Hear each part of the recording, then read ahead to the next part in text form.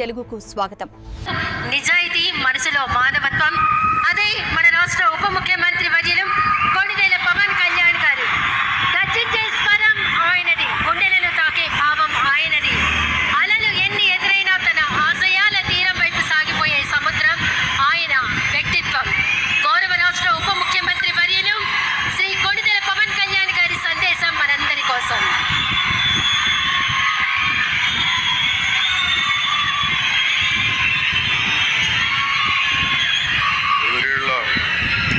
నమ్మకం,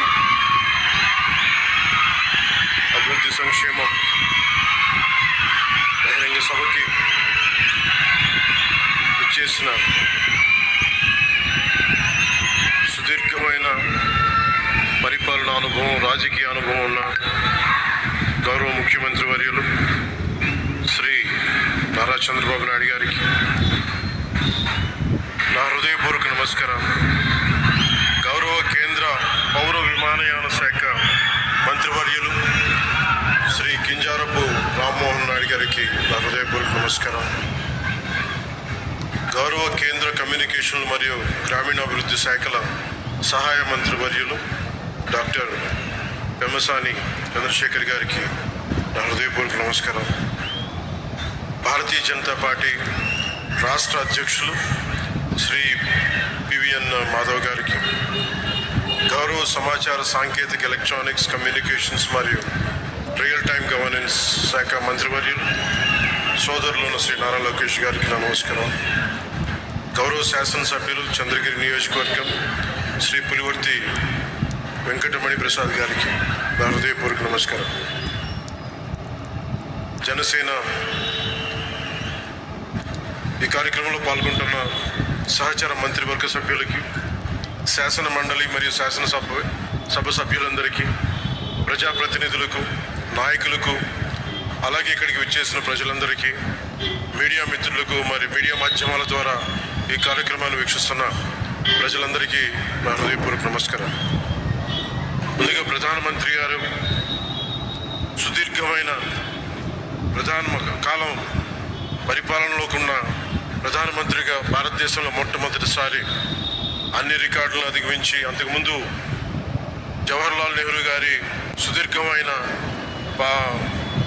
వారి రూలింగ్ కూడా అధిగమించి ఈ రోజున గౌరవ ప్రధానమంత్రి శ్రీ నరేంద్ర మోడీ గారికి కూటమి సభ్యులందరి తరఫున, కూటమి ప్రభుత్వం తరఫున వారు దిగ్విజయంగా అందరినీ సర్పాస్ చేసి ప్రీవియస్ మన ప్రధానమంత్రులైన జవహర్లాల్ నెహ్రూ గారిని కూడా సర్పాస్ చేసి ఆయన ముందుకెళ్ళి సుదీర్ఘకాలంగా సేవ చేస్తున్న ప్రధానమంత్రిగా ఖ్యాతికెక్కిన ప్రధానమంత్రిగా నరేంద్ర మోదీ గారికి మరోమారు నా ధన్యవాదాలు, మరోమారు నా శుభాకాంక్షలు తెలియజేస్తాను.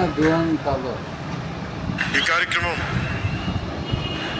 9వ తారీఖు జరగాల్సిన కార్యక్రమం, కానీ ఆ రోజున దురదృష్టవశాత్తు ప్రైవేటీకరణ కాకుండా ఆపుకుండా మన ఎన్డీఏ ప్రభుత్వం నారా చంద్రబాబు నాయుడు గారి నాయకత్వంలో ప్రధానమంత్రి గారి ఆశీస్సులతో నిష్ఠి కృషితో స్టీల్ ప్లాంట్ ప్రైవేటీకరణ కాకుండా ఆగింది. దురదృష్టవశాత్తు ముఖ్యమంత్రి గారు ఫోన్ చేసి మాట్లాడుకున్నాం.